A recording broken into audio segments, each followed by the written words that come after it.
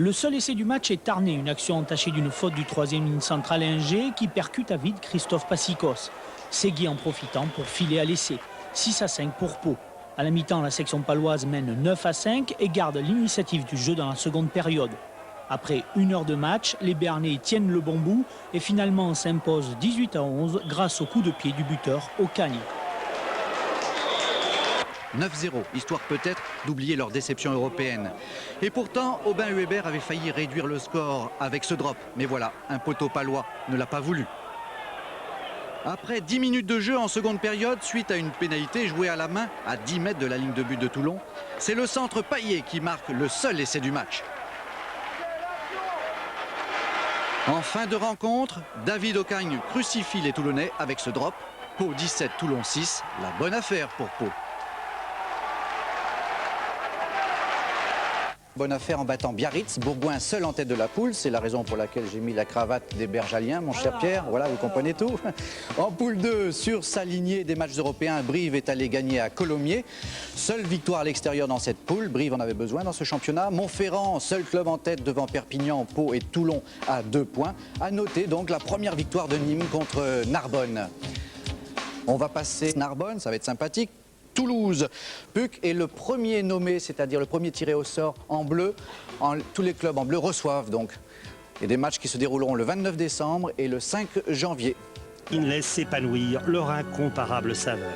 Collection mousseline de Sir Thomas Lipton, le gentleman du thé. Sophie, tout le monde se réjouit de venir. Ton du jour pour la section paloise qui a écrasé Dijon 73-17. Cela confirme le retour au très haut niveau des Béarnais après un automne plutôt morose. François Busson, Jean-Yves Bascan. Premier à se mettre en évidence dans cette partie, l'ailier Philippe Bernatsal. Sur une relance, il sème la panique dans la défense dijonnaise. L'action se poursuit avec le pilier Pascal Morin, Tauroussian et Taurolé. Et ensuite, ce sont les 3 quarts palois qui font la différence pour un essai de Christophe Payet sur un retour intérieur de Nicolas Brusque.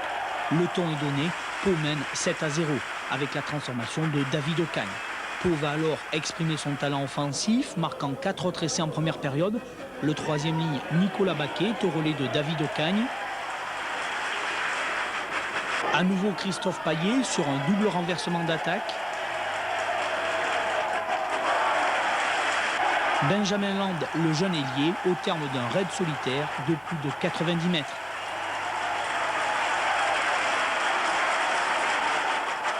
Dernier à s'exprimer dans cette première mi-temps, Philippe Bernatsal sur un contre-joué au pied. L'ailier palois s'en va inscrire son essai. Le score est acquis à la pause. Pau mène 38-0. On prend plaisir, c'est fatigant, mais c'est vrai qu'on prend plaisir à toucher du ballon, à se retrouver sur le terrain avant 3 quarts dans un jeu de mouvement assez total. Et c'est vrai que ça fait du bien. Le dernier essai palois est l'œuvre de l'arrière Thierry Ducès, rentré en jeu à la place de Nicolas Brusque. 10 essais pour un score de 73-17. Dijon réussissant par 2 fois trouver le chemin de l'essai. Le deuxième est l'œuvre du troisième ligne et Canville face à une défense paloise passive. Pau est désormais premier de la poule 2 à égalité avec Montferrand. Et voici les autres résultats de cette poule 2, à signaler surtout le match nul de Brive contre Montferrand. Attention, voici la preuve dès le début du match avec un bon enchaînement avant 3 quarts et des assémistes un petit peu dépassés par les événements qui sont d'ailleurs poussés à la faute sur cette longue séquence de jeu avec à la clé une pénalité que va réussir l'ouvreur palois d'origine bourbonnaise, David Ocagne. 3-0, puis bientôt avec une pénalité réussie de chaque côté, 6-3 pour les Palois qui n'hésitent pas à relancer dans leurs 22 mètres. Les 3 quarts pour la fusée Philippe Bernatsal qui accélère et qui est crocheté de justesse par Eric Nicole. 9-6 à la pause, rien n'est joué même si le travail des avants commence à payer. Le soutien s'organise autour d'Éric Lecomte et dans un fauteuil, Nicole va pouvoir passer le drop et ajouter 3 nouveaux points. Heureusement pour les jaunes et bleus, le buteur de la section paloise David Ocagne n'était pas dans un grand jour. Sur une dernière pénalité, il va tout de même réduire l'écart. 12-9 pour Montferrand, dans un choc qui n'a finalement jamais atteint les sommets. Le 22 septembre, derrière de Poivrive, ils sont 6 dans la course aux 3 autres places qualificatives directes. Colomiers vainqueur au Puc et Perpignan à Dijon condamne pratiquement Parisiens et Bourguignon. Ouvrir pour Romeu. Mais Romeu, il a en face de lui Ocagne qui le contre. Le Palois poursuit son action pour marquer 13-9 à la mi-temps. Début de deuxième mi-temps, une 89 paloise, Clavry intercalé et l'ailier gauche Martin marque l'essai qui aurait pu être le coup de grâce des Palois. C'est sans compter sur les coups de pied de Geoffroy Abadi et encore sur un contre, cette fois-ci réalisé par Lossuc. Le demi de mêlée parisien garde le ballon et marque 20-17, 20-20 à la fin du temps réglementaire. Alors pendant les prolongations, Torossian pour Ocagne, Payet, Clavry et Martin qui marque son deuxième essai de la partie, 28-20 à la mi-temps de la prolongation, 3 points de plus. On va parler maintenant d'un match qui a eu lieu ce week-end, qui était un petit peu un match qu'on... Ici, Cet essai inscrit en contre par David Ocagne. Il aura tout de même fallu jouer les prolongations pour départager les deux équipes, l'emportant finalement 28-23. Les Palois qui disputeront donc une demi-finale contre Dax le 23 mars prochain. C'est comment réagit chacun, c'est déjà pas mal, quoi. Surtout à ces postes de première ligne où il y a quand même un rapprochement qui est très important et qui est pour que ça fonctionne bien, qui est obligé. Autrement, c'est difficile. Contre Pau, finaliste de la Coupe de France l'an dernier, la première ligne a tenu et c'est ce qui a permis à Lossuc de marquer un essai. Malgré cela, le stade s'est incliné 23-28, mais après les prolongations. Je pense que des matchs comme ça va nous faire rebondir, ça va faire prendre conscience qu'on a le potentiel pour aller plus loin. Et puis pour jouer l'outsider du championnat, pourquoi pas. Un 16e, un 8e, on ne sait jamais. La saison prochaine, Denis Charvet portera toujours le maillot du Stade français, mais ce sera certainement en première division. Le stade a d'ailleurs prouvé hier qu'il avait bien sa place parmi l'élite. Par rapport à ce qu'on peut faire, malheureusement, bon, mais c'est un match comme ça. Je crois que c'est un match difficile. On a un match difficile aujourd'hui contre une bonne équipe du Stade français. Bon, mais... Donc il en profite. Lossuc qui remonte. Toujours. Simon, ça repart maintenant avec la troisième ligne. Toujours le ballon pour le Stade français. Reit qui a redoublé avec Reit qui s'en va. Reit sur l'aile là-bas. Superbe, bien joué. Oh là là. L'échange de passe entre Pain et Abadi n'a pas marché. Très belle relance de Lossuc. Bien relayé par Ploche sur le regroupement. Reit redouble son centre. Perce joue à l'extérieur malheureusement. La dernière passe n'a pas été assurée alors que l'essai était promis. Attention, Mélassin. David Ocagne sous la pression de la troisième ligne et de Rick, obligé de toucher un but. Mêlée à 5, donc introduction en faveur du Stade français. Mêlée importante pour le Stade français. Monsieur Dubé, je veux dire qu'il a du boulot avec les deux premières lignes. Et puis en plus, il a affaire à des malins. Ah, c'est un beau combat entre deux premières lignes. En plus, je crois qu'on ne l'a pas encore dit, Pierre, mais c'est un match hyper correct. Hyper correct. Relevez-vous. Relevez. Voilà. Allez, introduction Lossuc. Essaie de pousser là, ça n'arrive pas. Ballon pour le troisième ligne Rabessian. Bien libéré le ballon. Lossuc, petit côté. On est à 3 mètres seulement de la ligne de but de la section paloise. Essaie de repartir grand côté, oui, Orgel. À l'avant d'abord, oui. C'est vrai.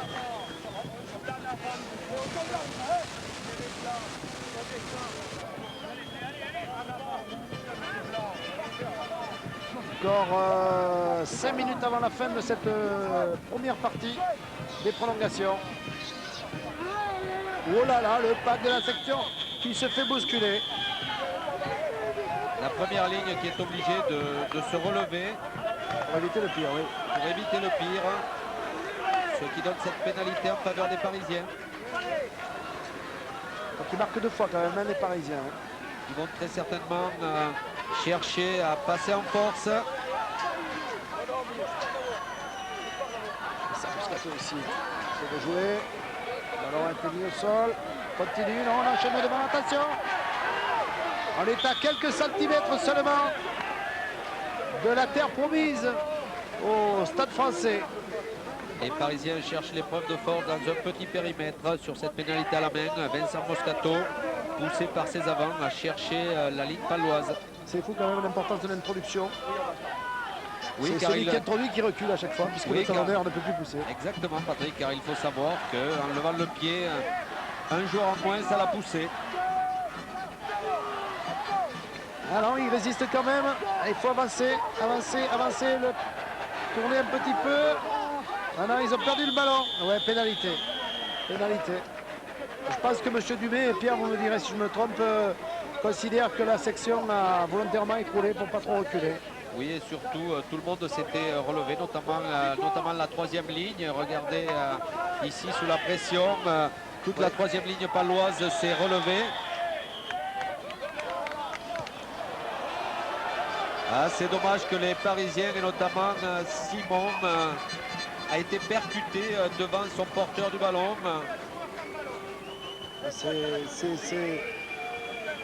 C'est grave dans cette période de domination des Parisiens de rendre ce ballon. C'est important pour les Parisiens de concrétiser. Les Palois vont pouvoir se sortir de cette mauvaise période.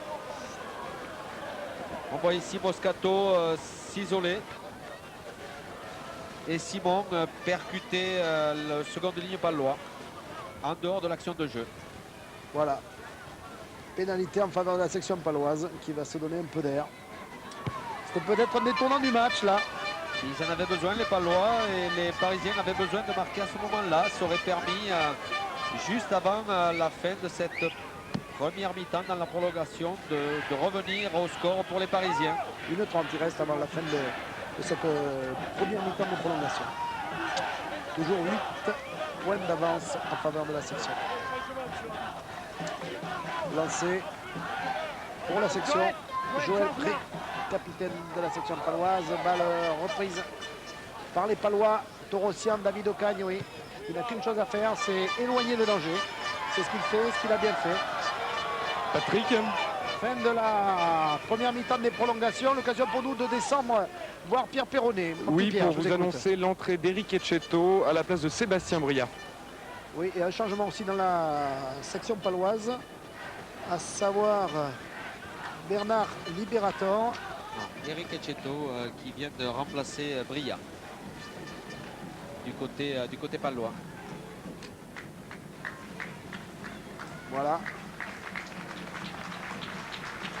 Et David Ouradou qui va rentrer à lieu et place de qui? On le saura tout à l'heure, si Pierre peut le savoir.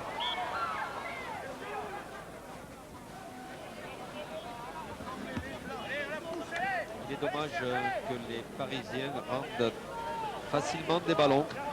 Durement gagné. Encore un avant parisien. C'est Bria qui est sorti, hein, Pierre, oui. Depuis des droits.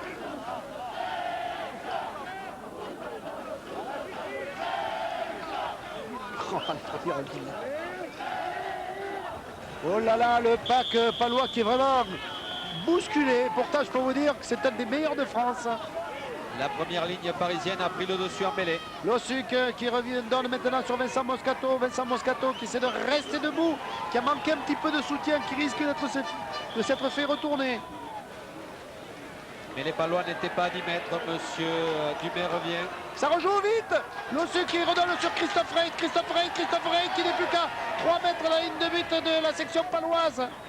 Le ballon est toujours en faveur des Béarnais. Et monsieur Dumais siffle. Alors que cette première mi-temps des prolongations a été terminée, qu'on est reparti pour un tour avec 8 points d'avance. 8 points d'avance. Il pénalise le troisième ligne Baquet pour un jeu au sol. Exact. Attention, c'est la troisième. À la prochaine, les Palois se retrouveront à 14. Ouais. Je crois que c'est la dernière action. Hein. Ballon, oui. Alors, on retrouve un petit peu la tortue béglaise là. Il faut dire qu'il y a quand même quelques joueurs qui se sentent concernés. Monsieur Dumais laisse jouer. On va mêler avec une introduction pour la section paloise. Et oui, mais sur ce ballon porté, c'est-à-dire un molle, les avants parisiens n'ont plus progressé. Et donc M. Dumais rend le ballon au Palois et il siffle même la fin de cette première mi-temps. Fin de cette première mi-temps. avec 8 points d'avance toujours pour la section paloise. Attention, attention, parce que pour les 15 minutes qui vont suivre, n'oublions pas que Pierre, le Stade Français va jouer avec le vent dans le dos. Pierre Perronnet, est-ce que vous avez quelqu'un à côté de vous? Petit Pierre Perronnet est perdu dans la nature. Est-ce que je le... Enfin, quand vous avez quelqu'un à côté de nous, Pierre, vous nous appelez, le temps de traverser le terrain. Les Palois qui ont été très réalistes en début de cette première mi-temps. Les Parisiens qui avaient, notamment dans 2 occasions, la possibilité de marquer en fin de cette première période, qui n'ont pas su être efficaces. Ils risquent de le payer cher à la fin du match. Maintenant, il faut voir la domination des avants parisiens, notamment en première ligne. On va écouter peut-être Bernard Laporte. Voilà. Ah, c'est trop tard. Ça rejoue tout de suite. C'est vrai qu'on n'en est pas au mi-temps normal. Là, il y a juste 2 minutes maximum. Et ça repart. Simplement un changement de camp. Avec Thierry Ducès qui va rentrer. Oui, Pierre. à la place de l'arrière, Sébastien Claverie. D'accord. Un joueur de qualité, Thierry Ducès. Il faut vous dire que la section paloise, avec ses changements de ce Claverie qui sort, et les joueurs palois ne s'affaiblissent pas. Il faut souligner la belle performance de Claverie qui a été décisif sur 2 des essais palois par son intervention dans la ligne d'attaque, décalant 2 fois son ailier Martin. Et c'est reparti. Amateurs d'émotions fortes, accrochez vos ceintures, parce que je crois qu'on va encore se faire secouer. Christophe Reit. Ah, directement touche. Non. Balle récupérée par Roll, qui repart. Torossian. Derrière lui pour Ducès. Coup de pied de Ducès, bon coup de pied. Patrick. Pierre Perronnet. Sébastien, on vous voit très marqué physiquement, c'est un match dur. Ben ouais, physiquement là je crois que je suis un peu à plat, alors je crois qu'il vaut mieux faire rentrer un homme frais pour finir le match, surtout que Titi, je crois qu'il a un bon jeu au pied. On va jouer un peu contre le vent, donc je crois qu'il va nous apporter beaucoup pour la fin de match là, alors il valait mieux lui laisser la passe. Vous pensez que c'est gagné? Ouais, gagné, disons qu'ils ont l'air d'être en forme physique, je crois que ça va être dur. Un quart d'heure encore à tenir, mais bon, on va essayer. Allez. Et sur cette touche, ballon en faveur de l'équipe parisienne. Il se constitue en molle pour essayer de pénétrer la défense paloise. Ça continue, un petit coup dans l'axe, un petit coup à droite, un petit coup dans l'axe. Voilà, toujours ballon pour Philippe Gembert. Aïe aïe aïe, qui se les fait prendre par le talonneur de l'équipe paloise. Joël Rey qui avait fait le plus dur en récupérant le ballon. Il a voulu jouer au pied derrière, on le voit ici. Récupérer le ballon. Et il veut jouer au pied alors qu'il est, il est plaqué par Herabessian. Allez. Balle reprise par Chaffardon. Chaffardon, oui. Serge Simon, ballon au sol, Lossuc qui redonne maintenant pour son 3e ligne à Rabessian. On continue, grand côté, toujours le ballon pour les rouges et bleus du Stade Français. Voilà Lossuc qui redonne sur le 2e ligne roumain sur Escourt. Et encore Reit qui est parti au ras là, qui n'a pas été plaqué, qui est resté debout. Ça y est, il a été mis au sol. Lossuc qui arrive à extraire le ballon. Il faut jouer grand côté. Philippe Gembert. Il faut changer. Voilà, Denis Charvet. Petit coup de pied au-dessus de Denis Charvet. Faute sur Denis. Pénalité. Plaquage à retardement sur Charvet qui joue par-dessus la défense. Oui, c'est David Ocagne qui fait obstruction. Oui. Il est gêné par David Ocagne, effectivement. D'où pénalité au point de chute du ballon. C'était bien vu ce qu'avait fait Denis parce qu'il était tout seul. Et la seule chose à faire, c'est de taper au-dessus et essayer de récupérer. 35 ans de Denis Charvet, toutes ses dents.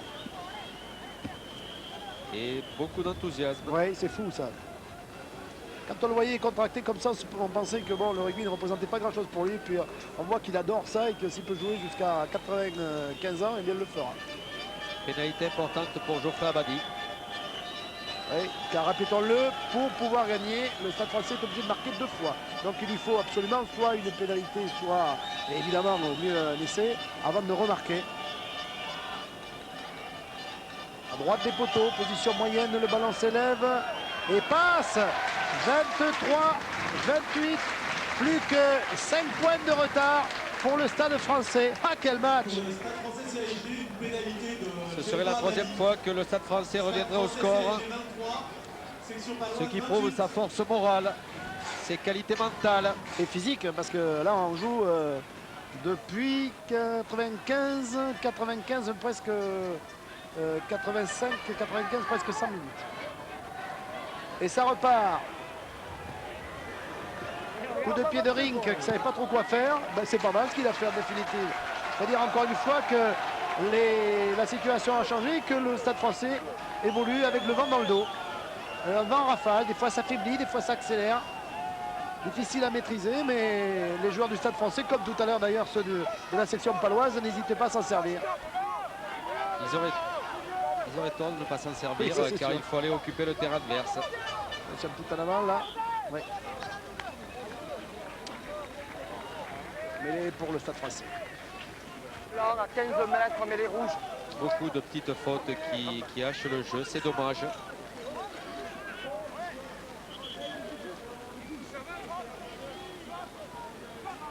Très certainement un jeu au pied de Lossuc par-dessus sa mêlée. Voilà. Là, il a été bousculé. Est-ce qu'il va pouvoir récupérer? Voilà, petit coup de pied pour Pen. Balle récupérée par Ducès. Et derrière, et ça repart. David Ocagne, coup de pied pour Payet. 2 Payet plutôt. Ouais. Très bonne récupération de Ducès sous la chandelle qui a permis le regroupement palois. Et David Ocagne a écarté le jeu pour son centre qui a cherché la touche côté opposé. Oh, il n'y avait pas grand-chose d'autre à faire. Hein. Si ce n'est essayer de taper plus loin, mais bon. Il y avait la pression déjà parisienne. Et les 8000 spectateurs du stade de Jean-Bouin encouragent leur équipe, on le comprend. Quoi qu'il y ait, je vous le disais tout à l'heure, un bon millier de Palois. Superbe prise de balle là de Chaffardon. Moll. Toujours le ballon pour les Parisiens. Attention en position de hors-jeu d'un joueur de la section paloise. Qu'est-ce qu'on fait là, Pierre? Qu'est-ce que vous feriez? La touche ou la tenter la pénalité? Je crois qu'il faut la taper. Il reste encore pratiquement 10 minutes de jeu. Donc ce qui permettrait au Stade Français de revenir à 2 points. À 2 points. C'est-à-dire que là, drop une pénalité et c'est la victoire. Oh là là. Qui aurait dit que nous allions vivre d'abord un match avec des prolongations et avec autant d'intensité, un tel niveau de jeu et de telles variations de score. Avec toujours le même scénario, la section paloise qui prend le score et puis qui se laisse remonter par le Stade Français qui revient progressivement mais sûrement à chaque fois. Concentration maximum pour Geoffrey Abadi qui doit rentrer bien dans le ballon. Le ballon passera à droite. Et à droite. Non. Donc pas de changement au score. Après 7 minutes de jeu dans la deuxième mi-temps, toujours 5 points de retard pour l'équipe du Stade Français.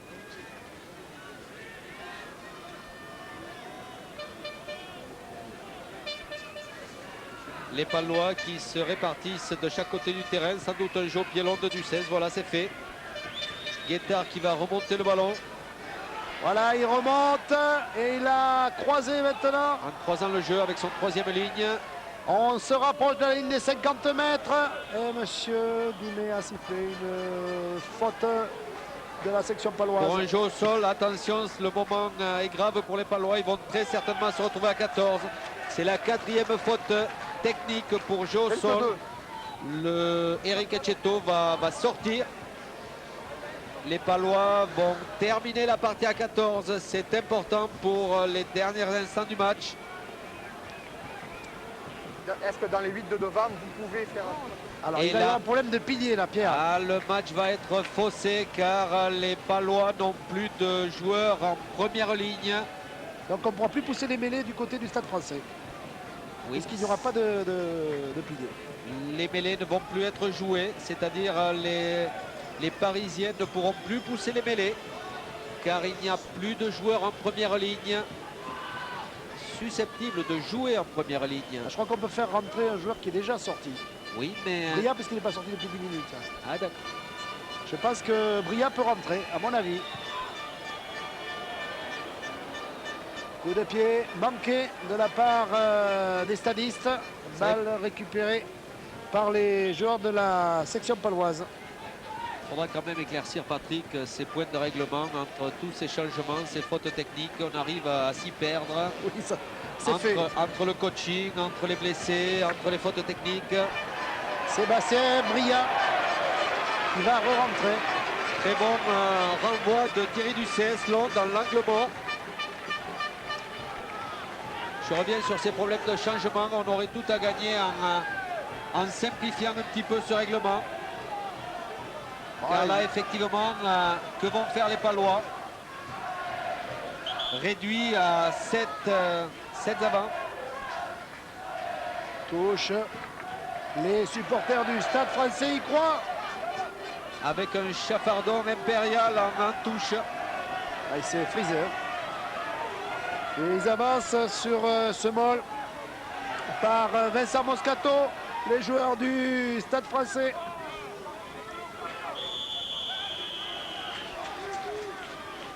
Monsieur Dumais a sifflé, Pierre. Oui, encore les Palois qui rentrent sur le côté parisien.